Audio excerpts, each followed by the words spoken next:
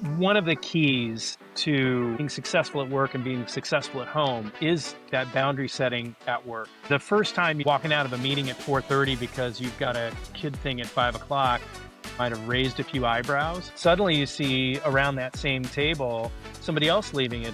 And so it becomes part of the culture. You aren't going to get the most out of your team if they aren't able to be 100% at work when they're at work, but also 100% at home when they need to be at home. You were managing the whole employee and not just that employee that was at work during the day.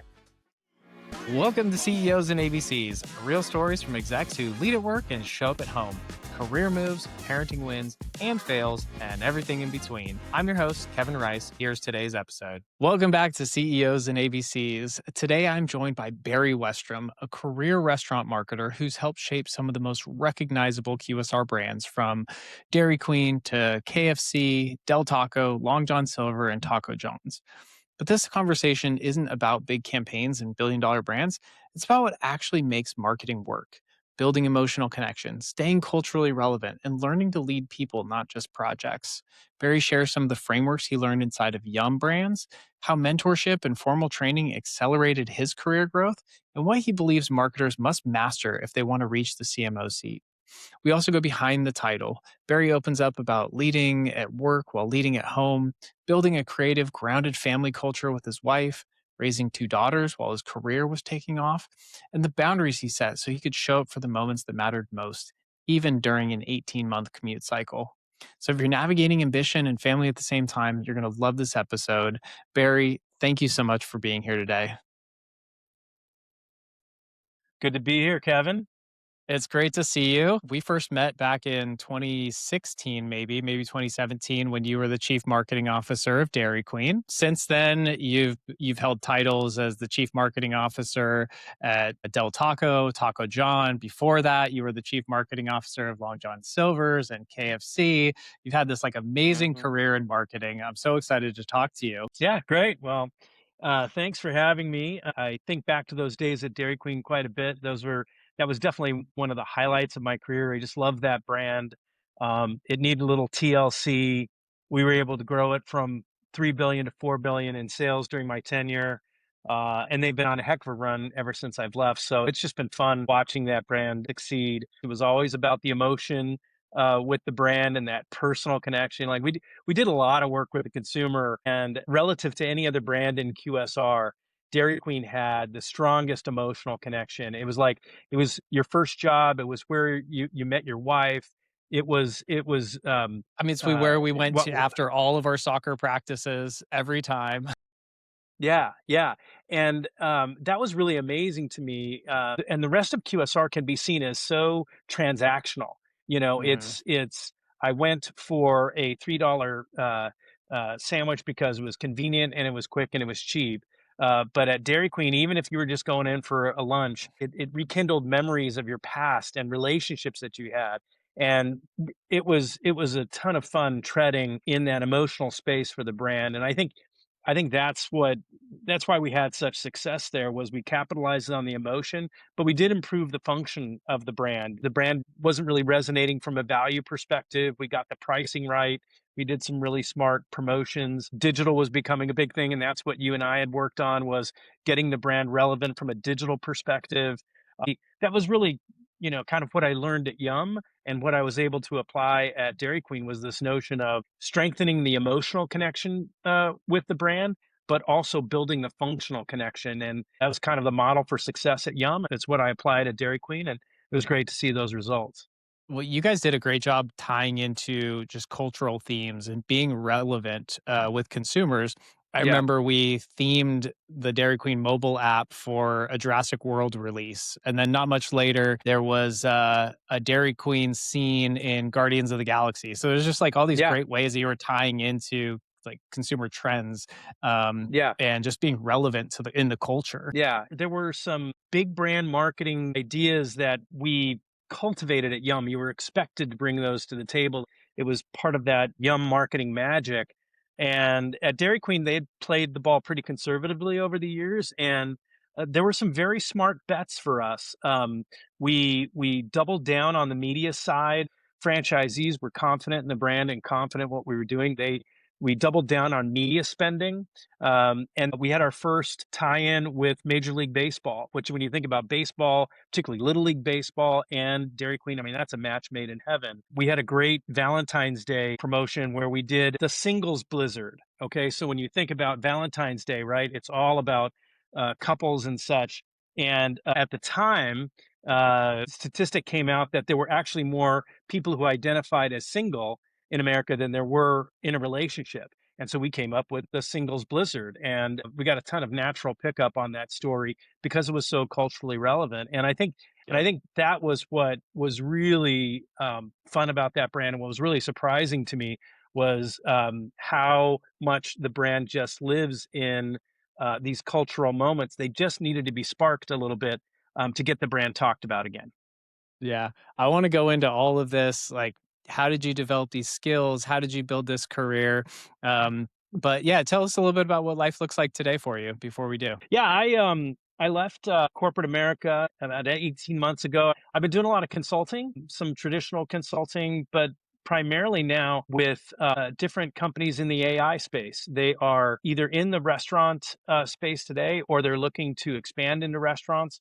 They might be international, and they are now looking to develop in the United States. So there are some really wonderful AI based technologies that are making life easier for restaurant operators, for brands that are looking to do really great marketing but need to do it with faster and at lower cost. And I'm helping these companies kind of shape their product for the US marketplace, as well as introduce folks into my network, and really broaden their awareness in the restaurant community. So it's an exciting space. It's making for, I think, a democratization of the restaurant space where it's not just the big brands getting the best technologies. You know, medium and small size brands can access these technologies so they can improve their competitive standing in a hyper competitive marketplace.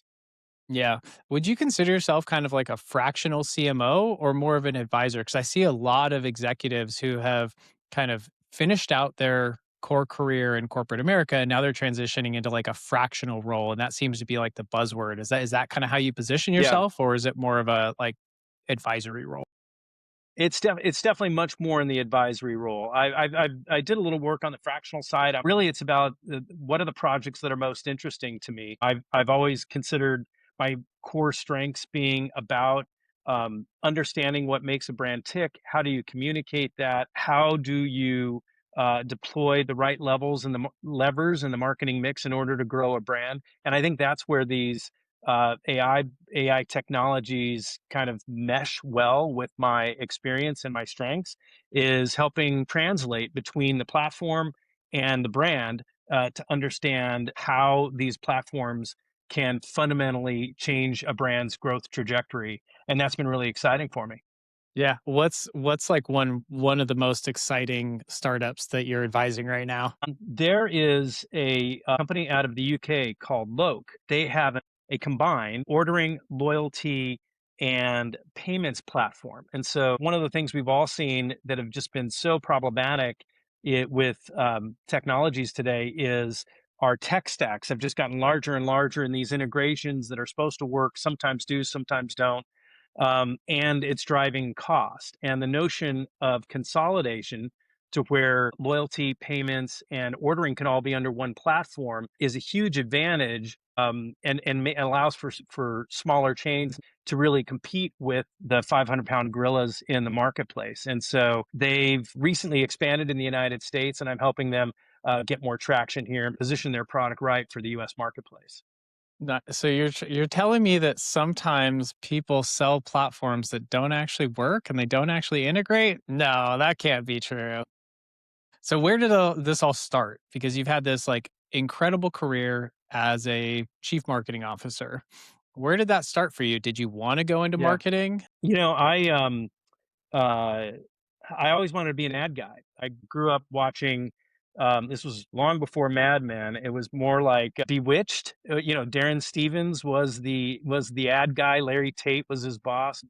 I was really fascinated by the notion of how communications can solve big business challenges. When I was a senior in high school, I went to a communications week presentation by what was to become my alma mater, Cal State Fullerton. They had the largest ad program on the West Coast. And at this day long seminar, you had ad executive after ad executive after ad executive come up and share stories of how businesses were faltering with the right communication strategy and the right execution plan. These businesses blossomed. And I was just taken by that. And long before Super Bowl ad meter, I was critiquing advertising in my living room with my family and such. And so I went to work in advertising agencies for the first few years of my career, and had the opportunity at a very young age to work on some incredible brands. Pepsi Cola. Was working for Tracy Locke out of Dallas. We were doing the regional Pepsi work out of 26 offices across the country. Um, at 24 years old, I'm presenting to the client TV sports storyboards with athletes of the day: Joe Montana, John Elway, John Stockton, Karl Malone, and just these wonderful experiences. So uh, uh, I enjoyed that time. I met my wife at Tracy Locke. 30 some odd years later, here we are, two wonderful kids.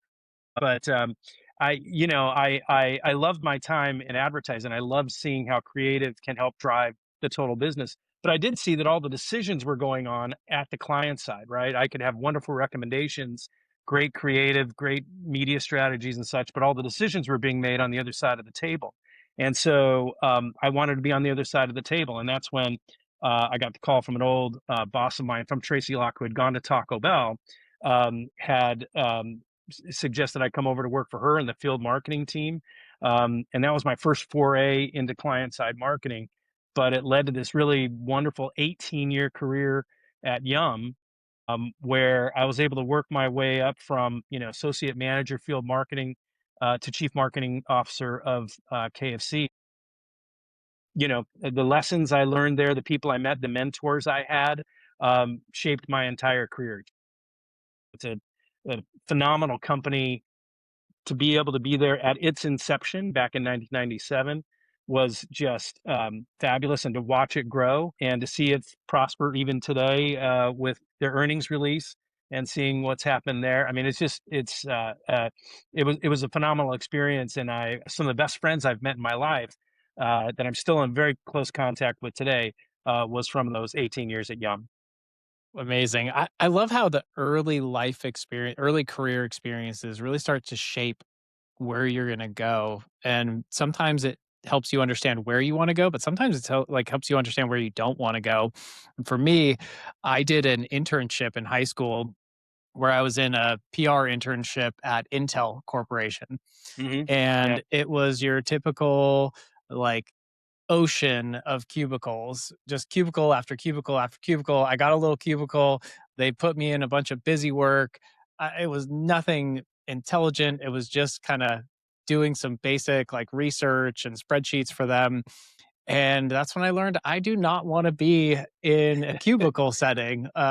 yeah. Later I saw the show off The Office and I was like, oh my gosh, that is literally a parody of what I experienced when I was in this internship program. Probably the only reason I actually liked the internship program was because it was after school and it was a little hard to get. So my high school was actually really like supportive that I had gotten this internship over other students that applied for it. And I wouldn't say I was a troublemaker, but I certainly got detentions pretty often in high school. So the thing that saved me was when my vice principal tried to tell me, like, oh, you're going to have detention. I had an excuse. I could say, but I have this internship program. I have to go to the internship program Yeah, after school. So I can't really do detention today. And I just felt like I had this like get out of jail free card that worked all year long. that's great. So you mentioned something that I want to go back to because you said that you met your wife while you were working at an ad agency. Sounds like an HR nightmare. What happened here? Yeah, no, no, well, actually, it was quite innocent in the sense that I had moved around offices with Tracy Locke, and there was an art director that I was working with, and we worked really, really well together.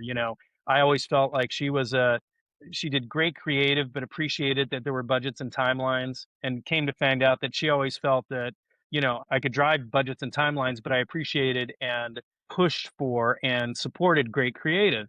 And so when I moved to Los Angeles, I didn't have a car. And I needed to get around, and she was kind enough to drive me places to pick up things that I needed to move into my apartment, all that stuff. Well, anyway, we started spending a lot of time together and realized that, this was pretty serious.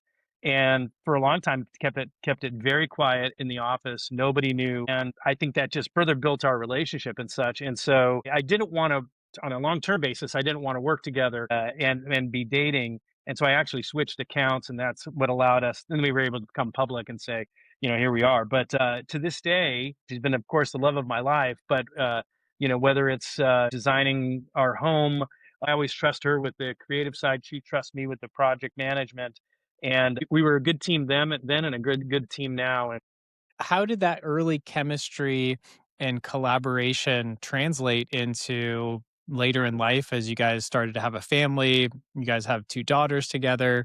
Um, how did that kinda translate into the home life that you were building? yeah, I think it's interesting. We have a lot of artists in our family, and we were a household that, celebrated art and artistry and such. There was always music in the household. There's always singing in the household. We would crank the Hamilton soundtrack while we were doing dishes and things like that. And so I think that kind of creativity was a big part, and still is a big part of our marriage, the celebration of creativity. But we also know our way around spreadsheets has just led to being well balanced on the home front. Yeah, it sounds like, great ingredients, for a recipe for success. Hi, Kevin here. If you're enjoying this conversation and you know someone else who's working to grow in their career while staying present at home, I'd really love it if you could share this episode with them. It's one of the best ways you can help us and help more leaders build their careers in a way that they're proud of without missing the moments that matter most. I think if I do the math, your daughters are in their early 30s. Is that correct? 30 and 27. Yeah, 30 and 27. So you would have been just kind of starting your career at Taco Bell when you had your first daughter? that's correct. Yeah, I had been with Taco Bell for about a year when Samantha was born.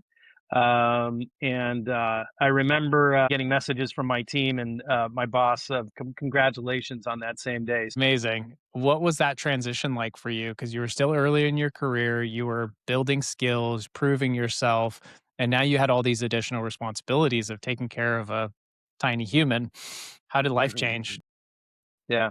You know, we were really, really lucky in the sense that we were surrounded by great support. We lived 3 or 4 blocks from my in-laws' home. We had great neighbors that were incredibly supportive. And, it's the old adage, it takes a village to raise kids. And so my wife was, and, had it not been for the support of our in-laws and our neighbors and things like that with childcare and, rides here and there and things like that, it would have been really difficult. But I think that's what, having that kind of support network was really, really critical.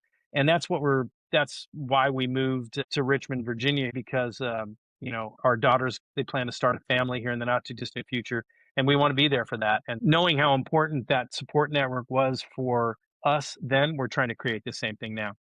It's so important. And up until maybe 100 years ago, that's how families existed in Yeah. multi generational close proximity to each other. And it's really only been recently that that kind of dynamic has changed where, maybe you don't live near your parents. I was really fortunate.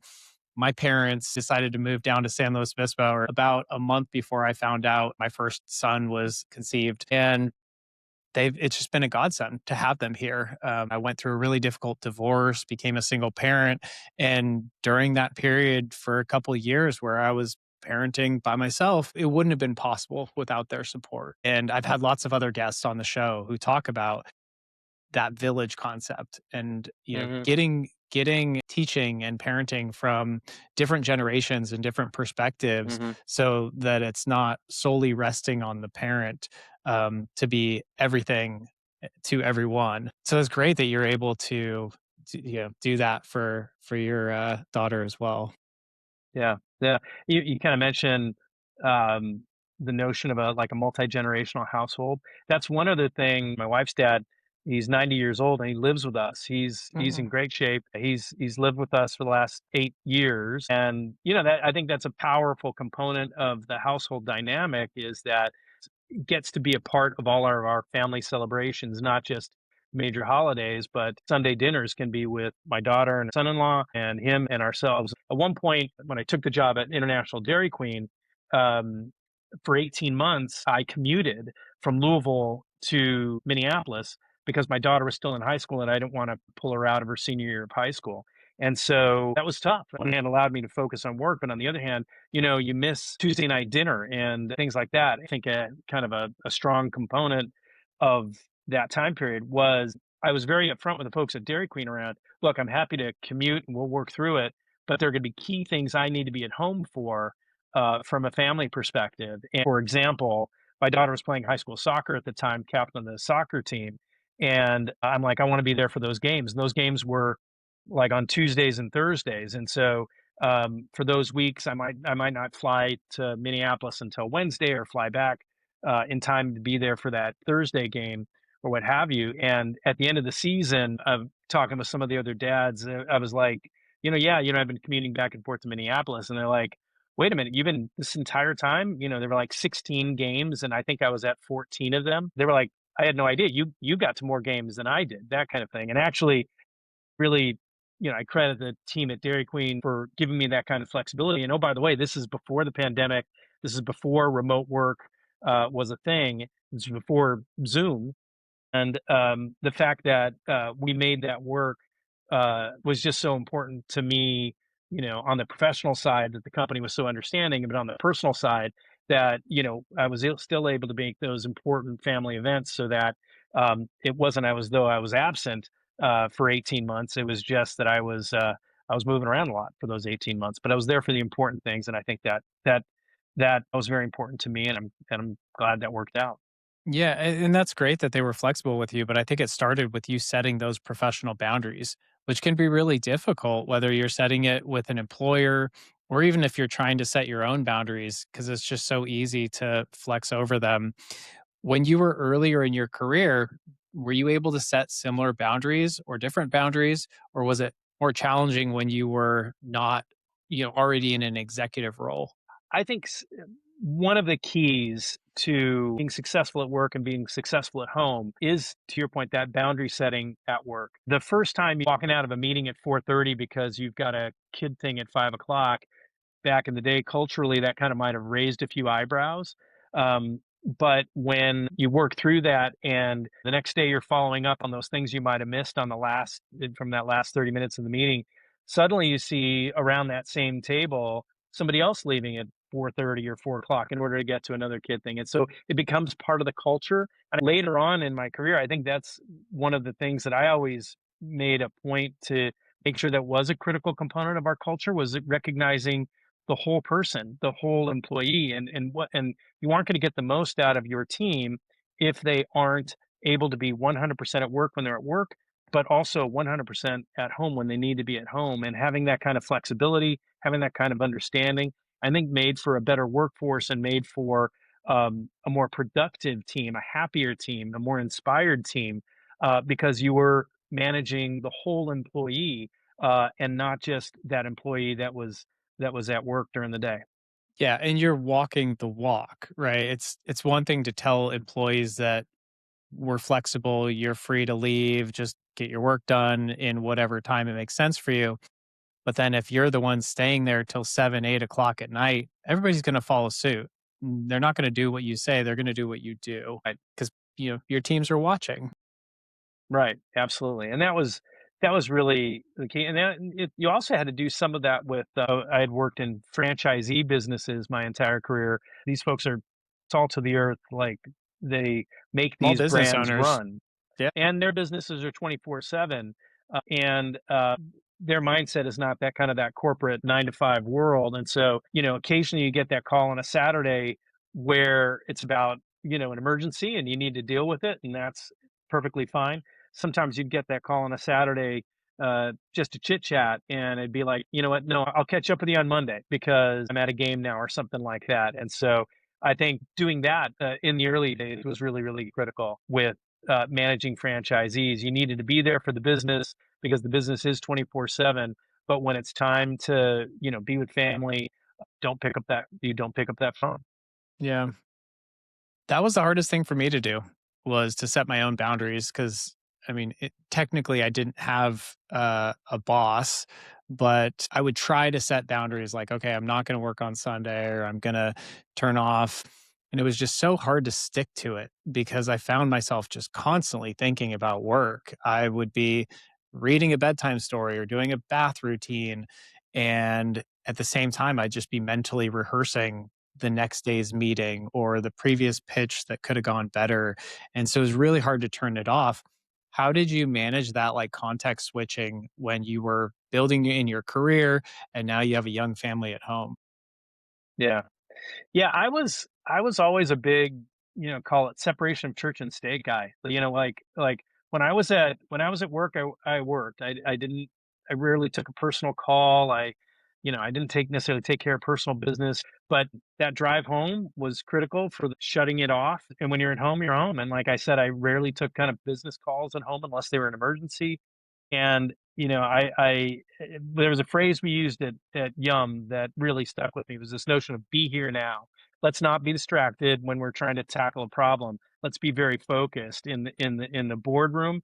But it applied at home too. To your point, when you are reading that bedtime story, or when you are at the performance or at the game, be there. Like be focused on what's going on, so that after the game you could say, "Hey, great play on when this happened," or your singing was beautiful in that one scene. I really thought it was really good. You don't miss it when you're there. And so, Right. be here now was always a message that really stuck with me.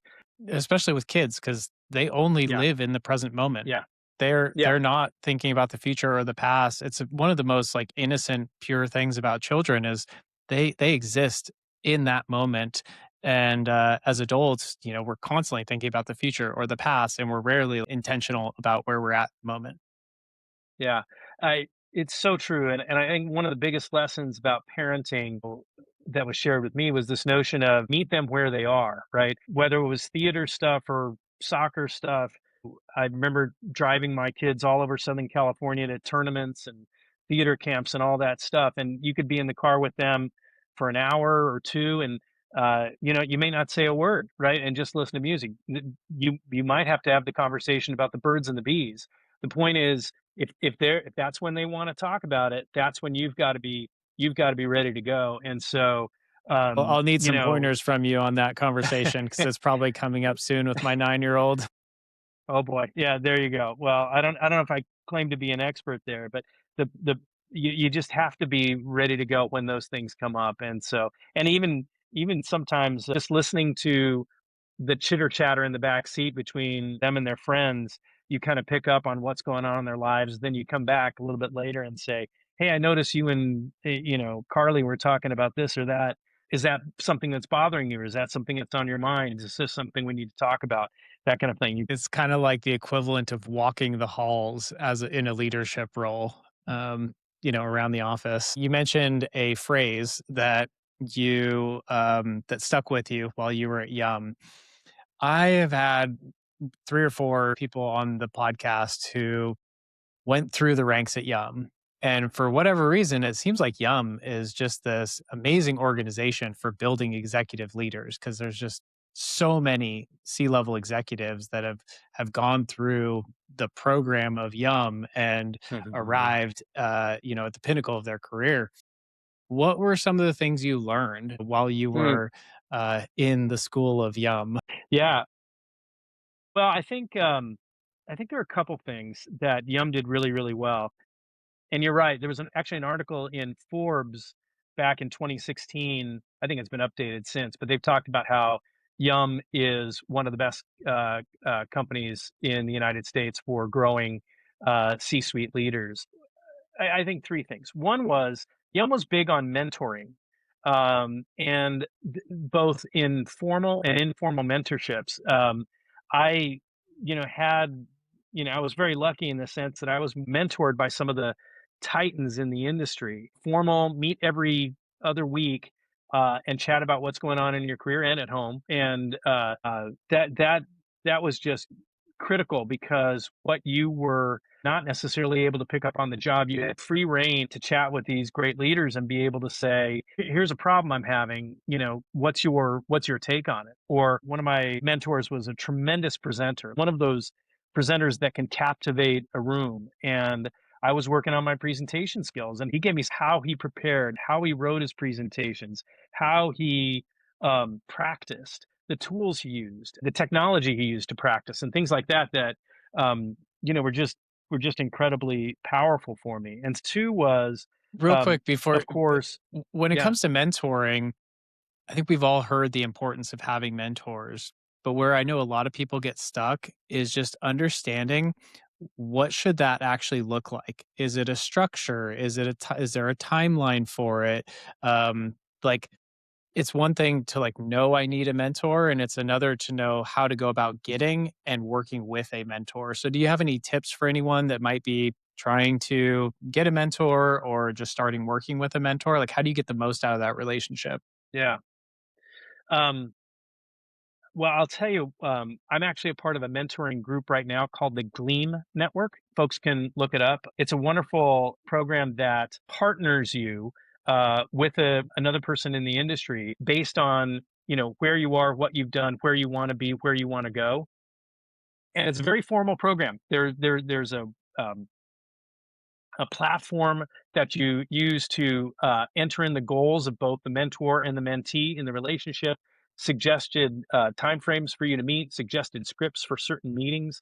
And I actually find the formality to be very, very helpful because Yeah. some folks can be really good at getting the most out of the relationship. Sometimes, you run the risk of having a lot of conversations, but no real meat, and no real Mhm. action and no real development occurring. And so for me, I just recognized that these were phenomenal opportunities, and uh, I made sure that I came to every meeting prepared, and I came to every meeting with what I would call three big questions. That was it, nothing more than that. But about things that I was fascinated in seeing from these leaders, like major strategic decisions for the brand. How did you come to that decision? What were some of the inputs that you used? How did you, whether formally or informally, get feedback on that decision before you made it? You came from this background, yet you developed this strength. How did you complement your skill set that way? Like trying to ask big questions because I felt like that's the way I was going to get the most out of the privilege of being mentored by these great leaders. And so that's the thing I would encourage folks to do is if a seek out these mentorship programs, make it formal, and take it upon yourself to ask big questions. And if you do that, you're going to get the most from them. You'll find that this is what allows you to leapfrog in your career because it's learning from, we called it, and at Yum, we called it standing on the shoulders of giants. Learning from those who have been there and done that is one of the most important ways to grow in your career. So mentoring was number one. Two was there was very good formal development, and classes. I mean, literal. You'd go to classes. I remember one that I went to. Some of the best leaders from around the globe at Yum. They flew us all to Louisville, and they gave us a bunch of case studies on challenges that brands were facing and decisions that were made. And what they taught was a framework around the way to think about these business challenges: strategy, structure, culture. And, real simple. It was, okay, here's your business problem. What's the strategy by which you're going to use to solve it? Discuss and debate that. Once you've established the strategy, how are you going to build your structure in order to solve that strategy? What are the right people? What are the right functions that you're going to need to help? Where are you going to need the talent?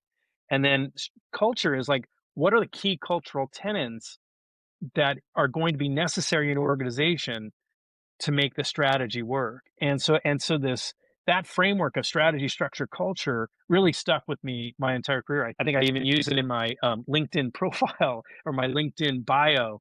Using strategy, structure, and culture to solve business problems.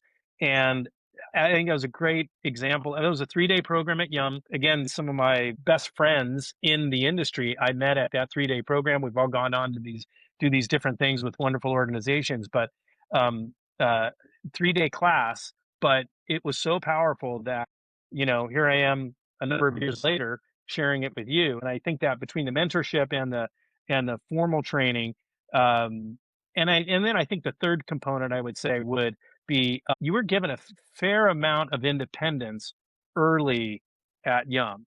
You were given big projects, big objectives, big expectations, and a little bit of hand holding, but the expectation is you were going to bring that initiative to life. And I think between the real world experience, the formal training, and the mentoring, that's why Yum is so um, great at developing C suite leaders. Yeah, and that last example is something that echoes what one of my previous guests, Nick Tran, mentioned. Mm, He yeah. was in his early career at Taco Bell as well, and I think within his first year, they had just given him the keys to the social media handles and said, "Okay, you run this new thing called social," which is a lot of responsibility for somebody early in their career. Today, you have entire teams and governance overseeing that because there's so many things that could happen or go wrong. But I think you and a few other people should get together and write a book about the University of Mm, Yum because I think it's so interesting and the results speak for themselves. yeah. Yeah. Well, funny, actually, you mentioned Yum University. So, one of the stints in my career at Yum was I was the dean of the Yum Marketing University, and so I wasn't the first dean. I was the second, but I was able to write curriculum, provide training to young marketers around the world. Basically, the premise was that all these great brands, all these great business units around the world, but everybody went to market differently. Well, how do we take the best practices from all around the globe and teach that as one curriculum at Yum? And that was a fabulous experience, and just the ability to interact with some of the top marketers from around the globe at Yum was really really terrific. So I saw that. That was right before you became the chief marketing officer of KFC US. right, absolutely, yeah. Now, so it sounds like you got a lot of support. There was mentorship, there was training and development, there was giving you a lot of responsibility to help you develop skills. What were some of the things that you did personally in your career to get to where you are today? Mm.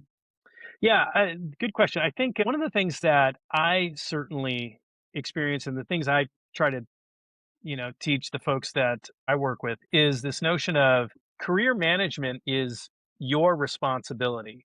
Um, yes, you should expect things like formality of mentoring programs and training programs and things like that. That's all great things that you can get from your organization, but at the end of the day, it's up to you to do a honest assessment of your strengths and weaknesses, um, and how do you leverage your strengths to become towering strengths, and how do you manage your weaknesses so that they're never going to go away, but you want to manage them such that they're never an Achilles heel. And so, because I had come from the communication side of the business, some of that classic MBA marketing analytics I did not have in my background. And so I needed to learn hardcore financials. I needed to learn how to read a P&L. I needed to learn how to understand a 80-page research document.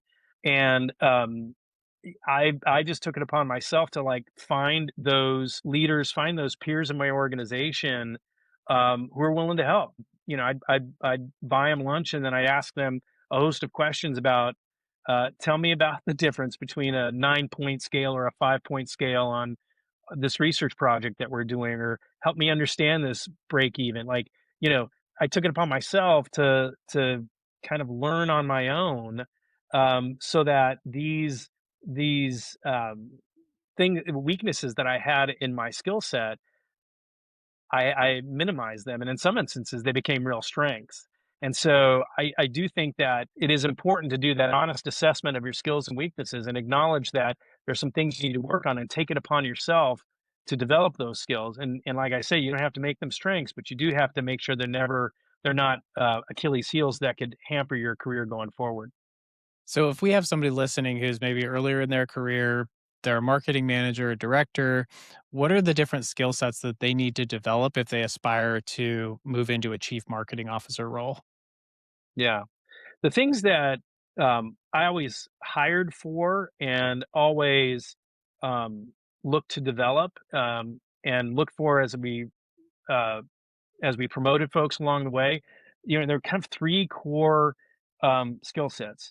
Leadership. The ability to take um, uh, an idea or a concept and bring it to life, and leading that team, building those relationships, facilitating a team to overcome objectives and bring this initiative to life. That was really one of the primary things that you're looking for. Secondly, creativity is still a big part of the marketing ecosystem. Ideas are still what drive consumer marketing and certainly restaurant marketing today.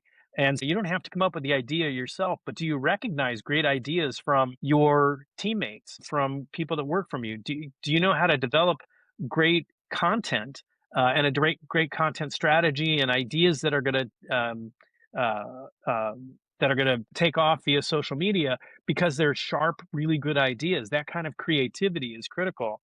Yeah, I think And then, that of like course, you just need, that discretion layer is even more important today. So being able to discern what is good and what is not, especially when we have all these tools and you're just going into Chat GPT, generating different campaign ideas, eh, they might be terrible. Oftentimes yeah, they are. And if you can't yeah. discern the difference between what's good and what's not and what should be put in front of the team, you're really going to struggle.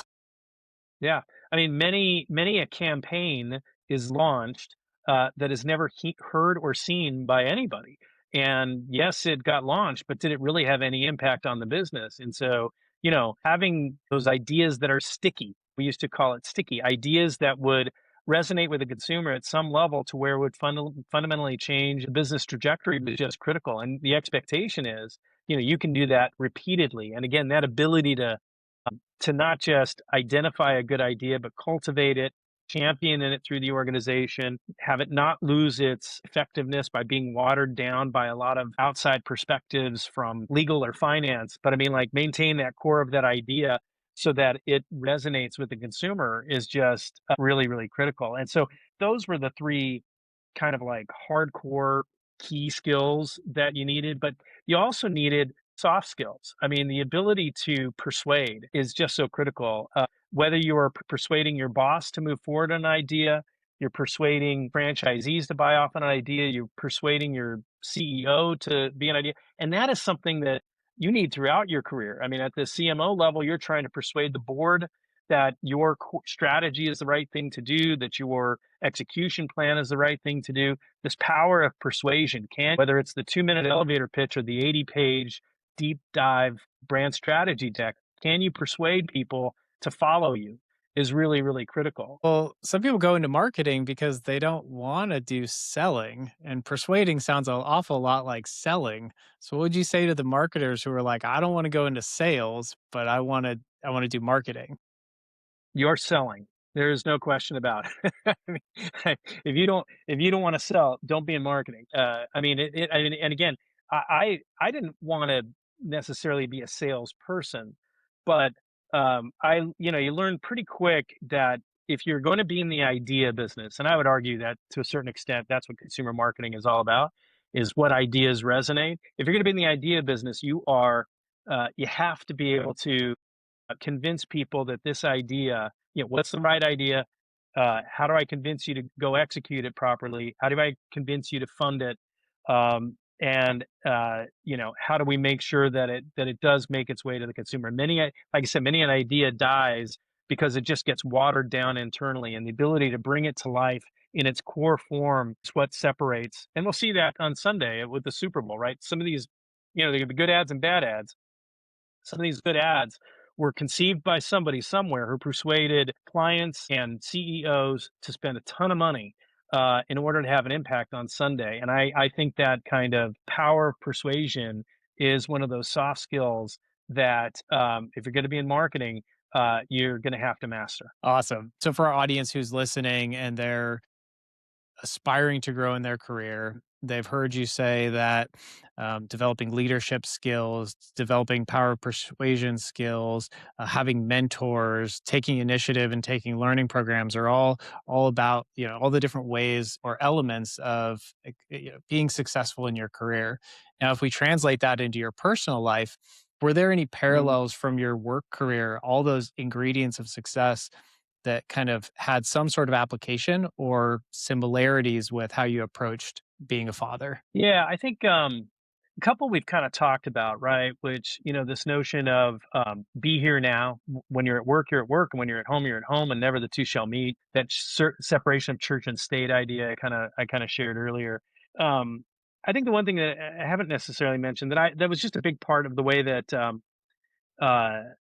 I felt like where my personal life and my business life intersected was this notion of keeping it light. The Our business lives and our personal lives these days are filled with challenge and conflict, and when you look at what's going on in society, there's a lot of negativity.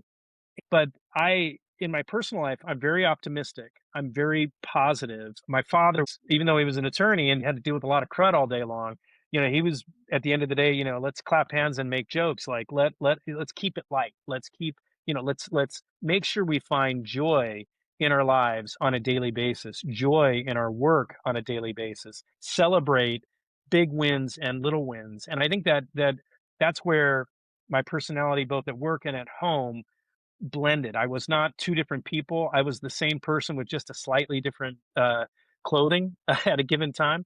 And so I think that's incredibly important today. This notion of optimism, the power of positivity, taking action to solve problems, and being focused at the task at hand, whether it's parenting at the moment or dealing with a thing at work. And I think that's where it all came together for me. Well, thank you for landing the plane there. That was a perfect conclusion.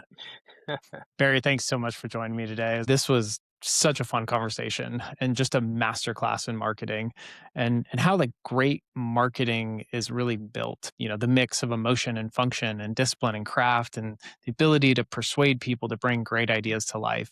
I just really appreciated your honesty about boundaries, how to be present at home, and how building a strong support network can really change everything for a young family, especially when you're trying to grow a career and a family at the same time. So Barry, it was great to see you. Thank you so much again for joining me. Well, thank you. It was an honor. I really appreciate the opportunity. If you're enjoying this conversation, make sure to hit subscribe so you don't miss future episodes. CEOs and ABCs is all about helping you grow in your career and show up at home. We've got many more amazing guests coming up, so tap follow and stay tuned.